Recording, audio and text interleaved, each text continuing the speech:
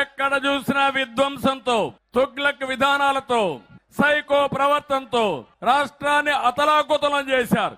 ఇష్టానుసారంగా చేసి ఇప్పుడు కూడా మళ్ళా బెదిరించే పరిస్థితికి వస్తున్నారు. అందుకే నేను మిమ్మల్ని ఒకటే కోరుతున్నా, రా కదిలి రా అనే పిలిపించాను. ఇది నా కోసరం కాదు, తెలుగుదేశం జనసేన పార్టీల కోసరం కాదు, మీ పిల్లల భవిష్యత్తు కోసరం, రాష్ట్ర భవిష్యత్తు కోసరం, 5 కోట్ల ప్రజల కోసరం.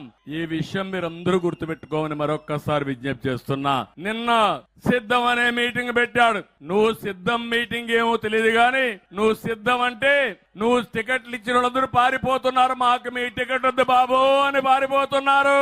అవునా కాదా అని మిమ్మల్ని అడుగుతున్నా. అందుకే నేను పిలిపిస్తున్నా. వైఎస్ఆర్ కాంగ్రెస్ పార్టీలో ఉండే నాయకులు, ఆ పార్టీలో ఉండే కార్యకర్తలు ఈ రాష్ట్ర ప్రయోజనాల కోసం 5 కోట్ల భవిష్యత్తు